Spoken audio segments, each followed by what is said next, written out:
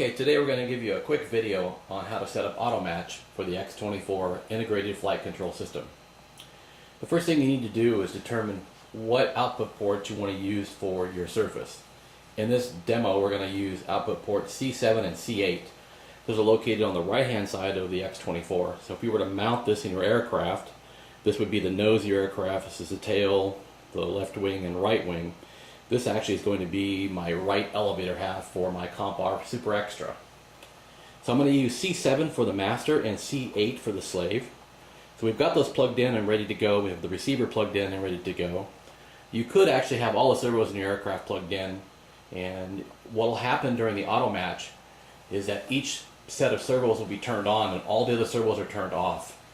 The only exception to this is if you've got some servos by Hi-Tech and perhaps a few other companies, not seen any yet, but just Hi-Tech for sure, where they've got a fail-safe, where basically what happens if there's a signal ever to the servo and the signal goes away, the servo goes to a preset position or holds that position, won't go laxed. Now going laxed is important for the AutoMatch feature for doing it automatically. We can get around that, and there's information in the instruction manual on how to do that. So follow that if you've got a high-tech servo. In this particular setup we're doing today, I've got two JR8611 servos on this elevator half.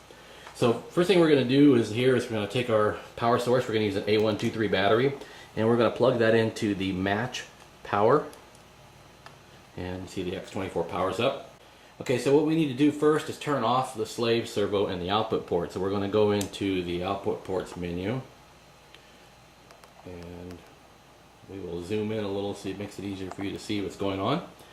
So this is a setup menu. We're going to go into the output ports, and we're going to set up port C7 is the master, which is channel 3, which is the elevator, and C8 we have actually turned off already.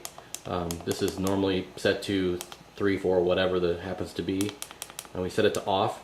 And what that does is it prevents the X24 from controlling that channel normally. That's going to be used strictly for the AutoMatch. So now that we've done that, we can go to the AutoMatch menu, except that we don't have the transmitter turned on. So we need to turn on the transmitter, and you can hear that the master servo is buzzing a little bit. I'll just grab the surface and move it just a little bit to make it quiet. The hinge line on this particular elevator half is pretty stiff. So we're going to go back into the AutoMatch. Now you'll see a warning message here, and the reason why there's a warning is that there could possibly be some electronic speed control somewhere that when you lose signal to it, it decides to go full throttle. So you need to check how your electronic speed control responds to the lack of signal. Now I know Castle and most Hobby King and a variety of other ones I've tested, Jetty, etc., all go into failsafe mode where it shuts the motor off. So just make sure that really is the case for your particular electronic speed control if you happen to be using electric power. So we're going to go into here, we're going to pick a group. I'm going to use, let's see, I'll use group 5 for this one. And we're going to go first set up the master. And to set the master up, we need to set the port, which we decided was going to be C7, and you can check if it's set correct by moving it. Now if you change the channel output on here, it's going to be just like the output ports menu where it'll change to whatever channel you assign it. In our case we're using channel 3. So we will back out of this, and now we're going to go set up the slave. And we're going to set this one to port C8, and we're going to enable it. So now that one works. Now notice that while the slave is on, the master is off. And one thing we should do is verify that the center is good. And we'll look at the center position of here. It looks pretty good for the master. And we will go into the slave menu, slave setup, and we can see the center is pretty far off on that one. So what we're going to do is adjust the center position. That's the wrong direction. And this isn't really critical, but you want to try to get it as close as you can by eyeballing it. The computer will figure it out, but it's a lot quicker if you do it this way for the initial startup on it. Okay, so once we hit the start AutoMatch, it's going to ask you to set up the endpoint. So what we want to do here is apply maximum throws each direction.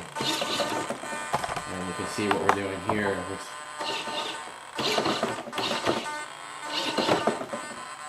Now people have asked, why do I have this set up where it's vertical? Well, the answer is simple.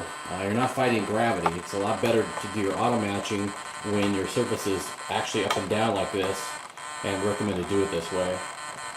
It'll work the other way with it, laying flat, but this is a much more accurate way of doing it because you're not fighting anything.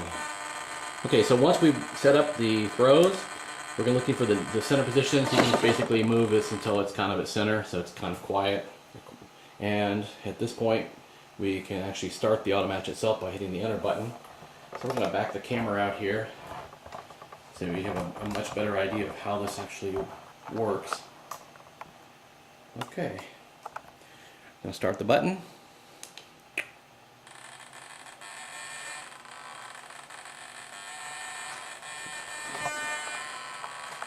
So the first thing it does is the center position, and it makes absolutely sure its center is correct. And then you can see it'll start stepping.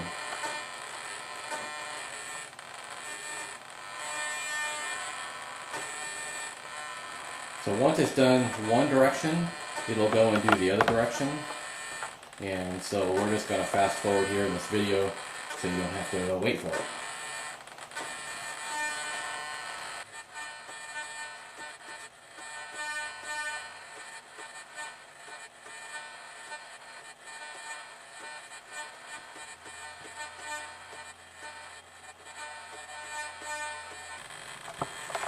Okay, you can see we're almost at the end of the match, and you can see exactly how the match works for display here. It shows you your current, your step, and the LED actually flickers brighter based on the more current being drawn. So you ideally want to have it as dim as possible, and the surfaces of the servos being quiet as well. Okay, so it's done. So that was fast forwarded to basically 3.5 minutes of matching.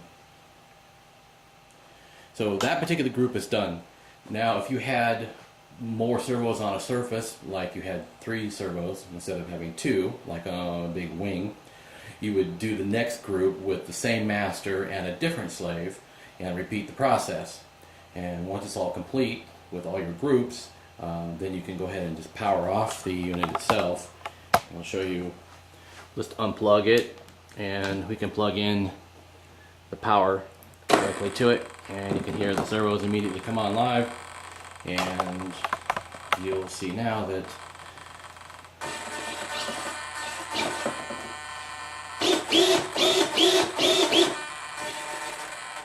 and depending on where you have it sit, you can actually grab a hold of it, like on this particular one, and be quiet because it's a hinge line that's actually fighting with the linkages. It's not the matching. The matching is perfect, but it's something the X24 takes into account when it's doing its setup. And so your current draw all the way across here on this particular elevator half is about 160 milliamps is the max current you see when it's basically fighting on the hinge line. Otherwise it's about 80 milliamps of total draw, which is nothing. So it's an excellent match. It works very, very well, and it's super quick for setup, and it guarantees that every time you pull your elevator, you're not going to have any fighting or twisting in the surface at all. So that's how we set up the AutoMatch.